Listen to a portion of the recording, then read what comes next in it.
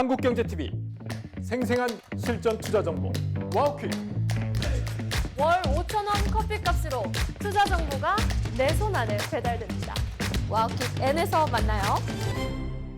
네, 섹터 인사이트 시간입니다. 병오년 2026년 새해 첫 거래일부터 코스피 지수는 사상 최고치를 경신을 하고 있고요. 코스닥 역시 1% 넘게 상승하면서 기분 좋은 흐름을 계속해서 가져가고 있습니다. 올해는요, 코스피 5천에 대한 기대감이 굉장히 큰 상황인데요. 어떤 섹터를 유망하게 보면 좋을지 전문가의 도움 받아보도록 하겠습니다. 최창규 미래에셋자산운용 ETF 리서치 본부장 모셨습니다. 본부장님 안녕하세요. 반갑습니다. 안녕하세요. 예, 새해 복 많이 받으십시오. 네, 새해 복 많이 받으세요. 네. 새해 첫 거래일부터 이렇게 양대 지수가 나란히 기분 좋은 상승을 보여주고 있습니다. 오늘도 역시나 삼성전자랑 하이닉스 반도체 투톱이 좀 힘을 내주고 있는데 2025년도 복귀를 해봤으니까 작년에 이제 올해 2026년도 어떤 포인트에서 우리가 기대를 하면 좋을지 좀 체크를 해볼게요.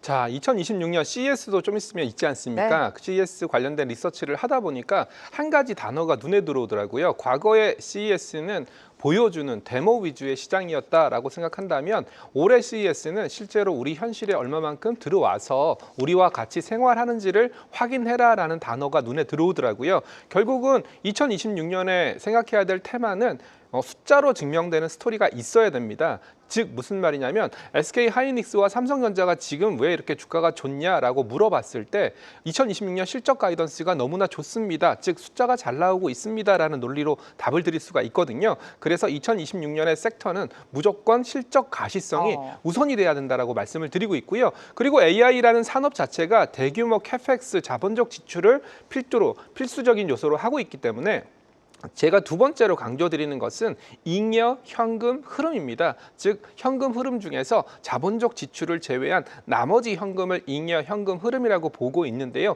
잉여 현금 흐름이 얼마나 안정적으로 그 섹터, 그 기업에 형성되는지가 두 번째 포인트라고 생각을 하고 있습니다. 그리고 마지막으로 세 번째, 올해 같은 경우에는 사람들의 눈높이가 굉장히 많이 올라가 있거든요. 네. 가이던스도 그렇고 실적도 그렇고 매출도 그렇고 너무나 눈높이가 많이 올라가 있고 이런 부분들이 밸류에이션을 굉장히 고평가를 만들었다라고 생각을 하고 있기 때문에 2026년 섹터는 이런 고평가된 밸류에이션을 정당화할 만큼 구조적인 수요가 뒷받침돼야 된다. 저는 이 세 가지로 말씀을 드리고 있습니다. 네, 결국에 가장 중요한 건 또 실적이 될 것 같습니다. 오늘 삼성전자가 3% 넘게 말 그대로 급등이 나오고 있고요. SK 하이닉스도 힘을 내주면서 지금 반도체 섹터에 대한 기대감이 커지고 있는데 일단 2025년도 ETF 시장을 저희가 생각을 해보면 300조 시대를 눈앞에 두기도 했었습니다. 이렇게 반도체 투톱이 내 포트 안에 없다면 차라리 ETF를 내 포트 안에 넣자 이런 전략이 좀 통했던 것 같은데 특정 테마의 힘 2026년에도 이어갈 것이라고 보십니까? 굉장히 어려운 질문입니다. 네. ETF를 하고 있는 저에게서는 시장을 이길 수 있는 테마가 있느냐라고 물어본다면 지금 시장이라는 것을 분해해 놓으면 코스피 200 같은 경우에는 삼성전자와 하이닉스의 비중이 무려 45%를 넘어서고 있거든요. 즉 코스피 200 ETF의 절반에는 삼성전자, 하이닉스가 담겨져 있기 때문에 과연 AI 반도체를 이길 수 있는 테마가 있느냐라는 질문과 똑같습니다. 그래서 저희는 이렇게 대답을 드리고 있습니다. 선별적으로는 있을 거다라고 말씀을 좀 드리고 있고요. 결국은 어떤 테마가 시장을 이길 거냐라고 물어보신다면 그 테마가 지수를 이기려면 첫 번째, 수요가 굉장히 단단해야 됩니다. 구조적인 수요가 굉장히 탄탄하게 있어야 된다라고 말씀을 드리고 있고요. 두 번째는 제가 첫 번째 질문에서 답변 드렸던 것 같은데요. 역시 잉여 현금이라든지 영업이익이라든지 이런 실적 가이던스, 실적이 굉장히 양호하게 나와야 되고요. 그리고 또 제가 테마를 바라보면서 한 가지 걱정하는 게 뭐냐면 과열을 걱정하고 있거든요. 너무 또 과열돼 버리면 말도 안 되는 주가 그리고 말도 안 되는 주가가 형성됐을 때에는 오히려 말도 안 되는 조정이 나타날 수 있기 때문에 이 세 가지를 좀 고려해서 선별적인 테마에 있어서는 시장을 이기는 모습도 나타낼 수 있다. 이렇게 좀 분석을 드리고 있습니다. 자, 그렇다면 2026년 병오년 증시를 두고 어떤 섹터, 어떤 업종이 코스피 5천 시대를 이끌어갈지 체크를 해보도록 하겠습니다. 가장 투자자들의 기대를 모으고 있는 건 아무래도 반도체가 될 것 같습니다. 네. 반도체 투톱을 포함한 ETF를 끌고 가야 되는 건지 아니면 여전히 반도체 투톱을 내 포트 안에 넣어야 되는지 아니면 상대적으로 덜 오른 소부장을 넣어야 되는지 고민이 깊거든요. 네, 맞습니다. 네. 저희는 일단은 구분을 좀 해주십사라고 말씀을 드리고 있습니다. 반도체를 구분한다면 소위 말하는 AI 반도체를 한 축으로 꼽을 수가 있고요. 네. 그리고 범용 메모리라고 많이 얘기하고 있는 레거시 메모리 이렇게 두 축으로 좀 나눠서 생각을 해볼 필요가 있습니다. 지금은 어찌됐건 AI 반도체가 축으로 해서 날아가고 있는 그런 국면이기 때문에 이런 AI 반도체와 레거시 메모리의 동조화는 나타나기 좀 힘들 것 같고 약간 비동조화가 나타날 것 같다. 그래요? 즉 네. AI 반도체가 올라가고 나서 AI 반도체가 주춤할 때 레거시 메모리가 올라가는 약간의 비동조화를 좀 예상을 하고 있습니다. 그래서 지금 상황에서는 아마 고민들이 굉장히 많으실 거예요. 어찌됐건 P 가격이 굉장히 많이 올라가 있는 구간이다 보니까 Q 공급량을 눌려서 마진을 극대화시키려고 하는 전략을 쓸 가능성이 높지만 과거의 레거시 메모리가 치킨 게임에서 과도하게 Q를 올렸다가 전반적으로 가격도 떨어지는 그런 경험을 했었기 때문에 굉장히 고민들이 많으실 거다라고 생각을 하고 있습니다. 그래서 2026년 반도체는 AI 반도체의 직접적인 수혜를 받는 소부장 중심으로 가는 게 맞다라고 생각을 하고 있고요. 그리고 메이저의 실적 가시성이 부합된다면 그리고 증설 이슈가 나타난다면 그때서야 레거시 메모리 쪽으로 달라붙는 약간의 비동조화 전략이 AI 반도체 그리고 반도체 쪽의 전반적인 투자 전략이 되지 않을까 그렇게 좀 생각을 하고 있습니다. 네, 반도체는 아무래도 AI 반도체가 그 중심이 되겠죠. 그리고 AI 반도체 직접적인 수혜를 받는 소부장을 보자라는 말씀을 해주셨고요. 자, 2026년도에 반도체 슈퍼사이클이 본격화될 것이다라는 기대감이 있는데 반도체와 흐름을 같이 하고 있는 게 또 전력기기인 것 같습니다. 그렇습니다. 전력기기 역시 2026년도 슈퍼사이클 2막이 본격화될 것이다라는 평가가 우세한 상황이죠. 우리가 다 알고 있는 호재 포인트는 북미 교체 수요 그리고 데이터 센터 증설로 인해서 수요가 폭발적으로 증가하고 있다는 점 체크를 해볼 수가 있는데 또 다른 호재 포인트가 있을까요? 결국은 과거의 전력기기를 바라봤을 때는 전력망의 노후와 그리고 경기와 설비 투자에 연동되는 수요 요 정도를 우리가 전력기기를 바라봤었는데요. 네. 이제는 여기에다가 노후 설비 교체 그리고 개통 보강, 데이터 센터 증설이라는 소위 말하는 슈퍼사이클 모멘텀이 붙었다라고 생각을 하고 있습니다. 2025년에 가장 강했던 게 북미 교체 수요 그리고 데이터 센터 증설이었는데요. 이런 것들은 북미의 변압기, 차단기 같은 핵심 장비의 리드 타임이라고 많이 얘기를 하고 있는데 리드 타임 즉 발주는 했는데 언제 입고가 되는지 이걸 리드 타임이라고 부르는데 리드 타임이 좀 길어지고 있고요. 그리고 수주가 장기로 쌓이는 특징이 있기 때문에 경기 변동이 일어난다면 일단은 수요가 좀 꺾이기 어려운 측면들이 있다. 저는 이렇게 좀 분석을 하고 있습니다. 그래서 전력기기 같은 경우에는 슈퍼사이클에 들어와 있는 건 맞다라고 생각을 하고 있지만 금리와 자본 비용 그리고 원자재 물류 환율 그리고 최근에 구리 가격이 좀 많이 올랐거든요. 이런 것들이 원가 부담으로 작용할 수 있기 때문에 그리고 또 마지막으로 정책과 규제 리스크 이런 것들이 좀 있기 때문에 일단은 여러 가지 좀 고민할 게 좀 많다라고 생각을 하고 있고요. 무엇보다도 수주 잔고 그리고 전력기기가 쇼티지가 나 있으니까 가격 전가력 그리고 생산 능력 그리고 북미 노출을 기준으로 전력기기의 슈퍼사이클을 즐겨라라고 말씀을 드리고 있습니다. 네, 전력기기의 상승 동력은 충분하다. 여전히 긍정적인 관점 제시해 주셨고요.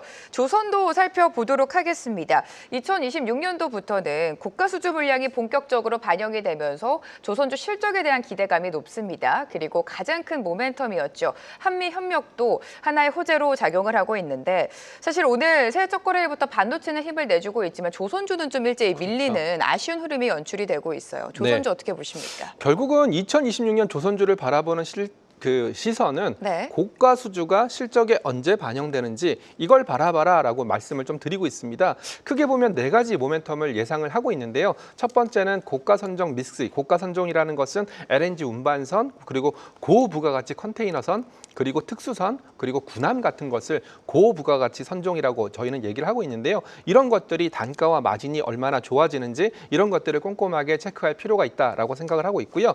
두 번째는 조선업종의 특성상 수주 받았다고 해서 바로 매출로 인식되는 게 아니거든요. 실제로 건조, 건설하면서 그 사이에 매출이 좀 인식되고 있는데 이런 인도 스케줄과 납기 스케줄 그리고 매출액 인식 여부도 모멘텀으로 작용할 가능성이 높으니까 좀 꼼꼼하게 생각해 보실 필요가 있고요. 세 번째는 원가입니다. 역시 후판 가격이라든지 원자재 가격이 굉장히 최근에 많이 올랐기 때문에 이런 원가가 조선업에 어떤 마진에 영향을 미치는지도 체크해 봐야 되고요. 그리고 정책적인 모멘텀, 어찌됐건 2025년에는 한국과 미국의 마스가라든지 이런 정책적인 모멘텀이 조선업을 끌어당겼으니까 다시 한번 2026년에도 정책적인 모멘텀이 다가올 건지 이런 것들을 좀 체크해 볼 필요가 있다라고 생각을 하고 있습니다. 그렇지만 뭐니 해도 이제 조선이라는 산업은 전 세계에서 몇몇 나라밖에 생산을 못하는 그런 산업으로 바뀌었기 때문에 이제는 단순한 경기, 운송 이런 글로벌 경기에 연동되는 그런 산업이 아니라 공급 제약형 산업으로 바뀌었다라는 생각으로 조선업을 바라보시는 게 좋을 것 같습니다. 네, 고가 수주 물량이 조선업 실적에 본격적으로 언제 반영이 되는지 그 부분도 좀 체크를 해봐야 된다라고 앞서서 짚어주셨고요. 로봇 섹터도 만나보도록 하겠습니다. 지금 피지컬 AI에 대한 기대감이 굉장히 큰 상황이죠. 작년 하반기부터 시장의 관심을 이끌면서 2026년에는 본격적인 상용화까지, 그러니까 제조 현장이나 서비스 분야에 실질적으로 피지컬 AI 로봇이 투입이 되면서 거기에 대한 기대감이 좀 커지고 있거든요. 네. 로봇주 전반적으로 주가에 대한 투자 전략을 세우려면 어떻게 가져가면 좋을까요? 이번 CES에서도 가장 말이 많이 나오는 단어가 아마 휴머노이드 로봇이지 않을까 그렇게 좀 생각을 하고 있습니다. 실제적으로 2025년 CES가 다이브 인, 실제로 세상에 AI가 들어온다라고 2025년에 얘기를 했다면 올해는 얼마나 들어와서 그만큼 세상을 바꿀지 이걸 필두로 할 가능성이 높거든요. 그렇다면 2026년 로봇 섹터, 특히 휴머노이드 로봇은 기대감에서 차택, 기대감에서 현실 이런 쪽의 변모를 좀 꼼꼼하게 보셔야 될 필요가 있습니다. 그래서 휴머노이드 로봇이 실제로 생산 시설 아니면 제조업에 들어왔을 때 뭐 생산성, 불량률, 안전사고 이런 이슈들이 아마 불거질 가능성이 높기 때문에 이런 것들이 얼마나 개선되는지 빠르게 개선돼서 실제로 로봇이 우리 생활 속에 제조업에 공장에 얼마나 들어오는지 체크를 해볼 필요가 있고요. 그러기 위해서는 첫 번째 POC라고 얘기를 많이 하고 있는데요. 실제로 실증적인 단계에서 얼마나 반복적으로 로봇이 배치가 이루어지는지,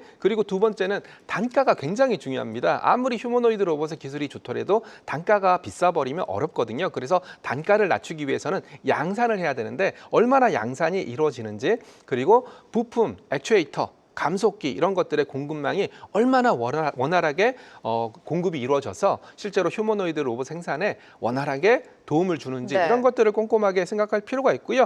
2026년 로봇 섹터는 반복 배치, 그리고 단가 하락, 그리고 현장에서 사용률 증가 이런 키워드들이 있기 때문에 이런 키워드들이 실제로 하나씩 현실화된다면 굉장히 재미있는 아니면 투자하기에 의미 있는 섹터가 될 가능성이 높다라고 판단하고 있습니다.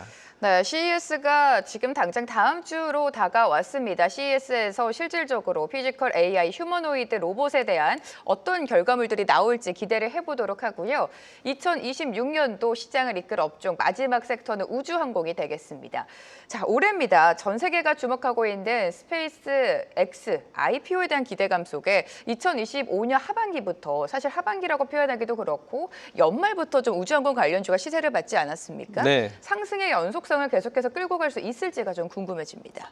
가까운 나라 중국 같은 경우에도 최근에 중국판 스페이스 X라고 불리우는 기업이 상해에 코스닥과 같은 기업이 코스닥과 같은 시장이 있거든요. 스타 시장이라는 시장이 있는데 여기에 상장을 했습니다. 결국은 상장함으로 인해서 굉장히 중요한 변화가 일어날 건데요. 가장 큰 변화는 과거의 우주 산업이 정부 주도, 나사 주도 아니면 항공우주청 주도의 산업이었다면 이제는 민간 주도 산업으로 갈 거고요. 그럴 경우에는 상업화, 현금 흐름, 그리고 또 이익, 그리고 상업적인 여러 가지 서비스들이 나타날 가능성이 높다라고 판단을 하고 있습니다. 이런 우주 산업을 볼 때는 무엇보다도 제일 중요한 것은 저는 캐던스라고 말씀을 드리고 있는데요. 스페이스X가 발사에 성공하기까지 그리고 재사용에 성공하기까지 수많은 실패 사례를 갖고 있거든요. 결국은 캐던스라는 것은 이런 상업용 우주 시설이 해외로 우주로 발사를 했을 때 얼마나 원활하게 발사를 하고 있는지, 그리고 발사 주기는 어떤지, 그리고 발사 단가는 어떤지 이런 것들을 캐던스라고 불리고 있는데요. 이게 굉장히 중요하다라고 판단하고 있고요. 그리고 결국은 이런 산업들이 상업적으로 이루어진다고 하더라도 정부와 뗄래야 뗄 수가 없는 산업이거든요. 그래서 정부와 장기 계약이라든지 이런 것들도 굉장히 중요합니다. 그리고 우리가 우주 산업을 바라볼 때 가장 현실적으로 생각할 수 있는 것은 위성 산업이거든요. 뭐 예를 들어 스타링크와 같은 네. 인터넷이라든지 이런 것들인데 이런 것들 쪽에서 매출이 굉장히 잘 나타나는지 이런 것들도 우주 산업에 있어서는 굉장히 중요한 모멘텀이 될 거고요.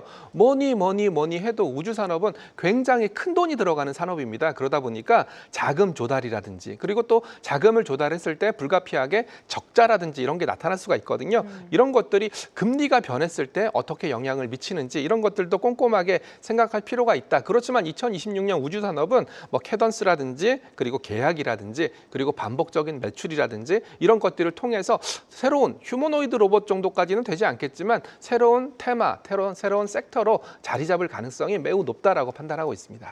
네, 우주항공 새로운 테마로 자리 잡을 가능성이 높다라고 진단 말씀해 주셨습니다. 자, 끝으로 2026년 올해 우리 시장에 대한 투자 전략 여쭤보도록 할게요. 저는 상반기와 하반기를 좀 나눠서 생각할 네. 필요가 있다라고 보고 있습니다. 아무래도 상반기에는 코스닥 활성화 정책이라든지 아니면 다양한 정책적인 지원 정책 그리고 기대감. 저희도 제가 이제 요 방송에 나오기 전에 네. 마케팅 회의를 하고 왔는데요.